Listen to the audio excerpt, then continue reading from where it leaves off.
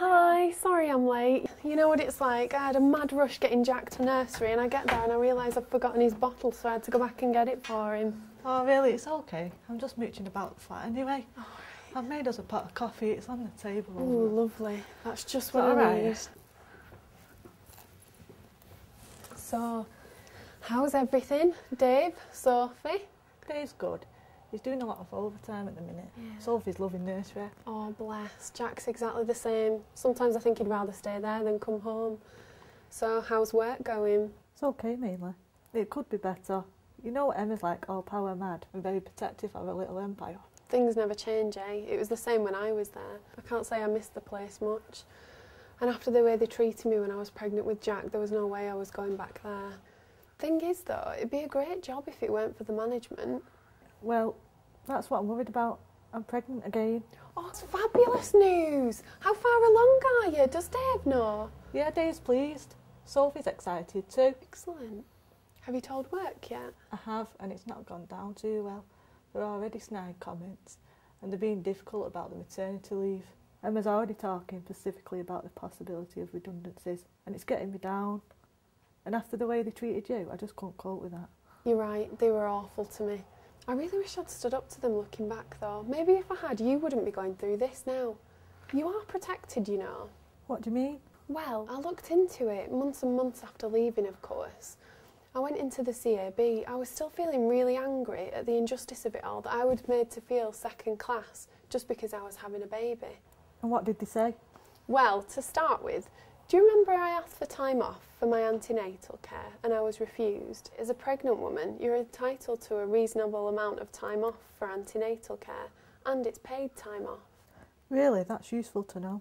Also, do you remember what a fuss they made about me taking time off for maternity leave? Well, you're actually entitled to 2 types of maternity leave. There's ordinary maternity leave and additional maternity leave. What's the difference? Well, ordinary maternity leave lasts anything up to 26 weeks. Additional maternity leave is an extra 26 weeks. But I think there's some special conditions for getting additional maternity leave, but basically any employed pregnant woman can get ordinary maternity leave. There's also some special conditions regarding when and for how long you can get paid while you're on your additional maternity leave. They told me that you couldn't build up your holidays when on leave. What's the situation with that? While you're on ordinary maternity leave, you're still entitled to accrue holidays as normal. Is all this illegal then? I just know they're going to do the same with me. One by one, all the women have left and there's only me now. The most worrying thing is all this talk about redundancy, and we just couldn't manage on Dave's money. If they were to make you redundant and they'd taken into account your pregnancy or your maternity leave, that could be sex discrimination. Listen to you. I know, I just wanted to make sure I knew exactly where I stood in case I ever get pregnant again. The important thing to remember is to keep a diary, and any time that you feel like you're being treated differently just because you're pregnant, just make a note of it. If I wanted to take it further, what could I do? The first thing I would do is go and get yourself some advice, you know, from the CAB or an advice centre. It's really important that the advice you get is up to date. You could put in a formal grievance with work. When I went to talk to the CAB about it, they talked me through all my options, and apparently there's a set procedure that you have to follow. That's all well and good.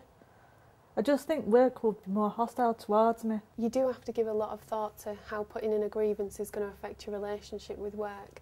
But that's only the first step. If you get no joy with that, you can always put in an appeal to an employment tribunal. There's a strict procedure to follow for doing that.